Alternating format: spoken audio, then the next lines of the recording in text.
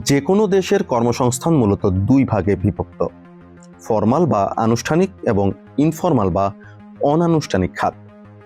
নিয়োগপত্র, নির্দিষ্ট কর্মঘণ্টা, পেনশন ও বীমার সুবিধা সম্বলিত ফর্মাল বা আনুষ্ঠানিক পেশায় বাংলাদেশের মাত্র 16% মানুষ যুক্ত।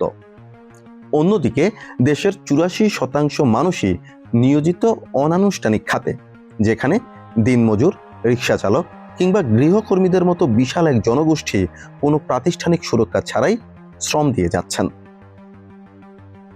বাংলাদেশ ও ভিয়েতনামের মধ্যে তুলনা করলে দেখা যাবে যে একটি দেশের অর্থনীতিতে অনানুষ্ঠানিক খাত কিভাবে প্রভাব ফেলছে। ইন্টারন্যাশনাল লেবার অর্গানাইজেশন ILO এর তথ্য মতে বাংলাদেশে অনানুষ্ঠানিক খাতে কাজ করছেন 84.9% মানুষ, যেখানে ভিয়েতনামে এই হার 63.1%। ভিয়েতনাম তাদের শ্রমশক্তিকে দ্রুত প্রাতিষ্ঠানিক রূপ দিতে পারলেও বাংলাদেশ এখনো পিছিয়ে। বাংলাদেশ পরিসংখ্যান ব্যুরোর তথ্য মতে আমাদের শ্রমশক্তির 44% বেশি কৃষিতে এবং 38% বেশি সেবা খাতে যুক্ত থাকলেও তাদের বড় একটি অংশ অদক্ষ এবং নো ওয়ার্ক নো পে নীতির আওতায় কাজ করে। অর্থনীতির সামগ্রিক আয়তনেও দুটি দেশের ব্যবধান স্পষ্ট। ভিয়েতনামের জাতীয় পরিসংখ্যান অফিসের তথ্য অনুযায়ী 2025 সালে তাদের জিডিপির আকার দাঁড়িয়েছে $514 বিলিয়ন। অন্যদিকে বাংলাদেশ পরিসংখ্যান ব্যুরো বা BBS এর হিসেবে জিডিপির আকার $457 বিলিয়ন।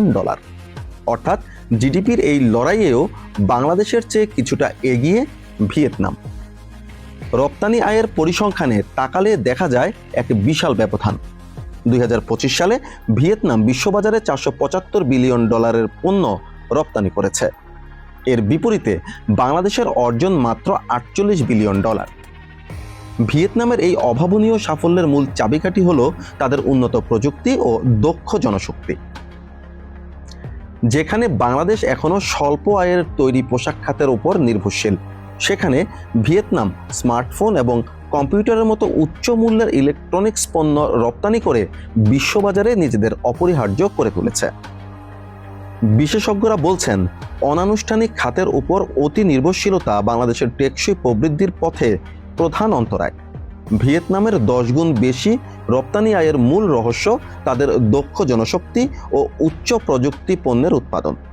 অর্থনীতির চাকা সচল করতে হলে আমাদের এই বিশাল অনানুষ্ঠানিক জনগোষ্ঠীকে কারিগরি দক্ষতায় সমৃদ্ধ করার কোনো বিকল্প নেই। বাংলাদেশ বেতার কুমিল্লা নিউজ ডেস্ক।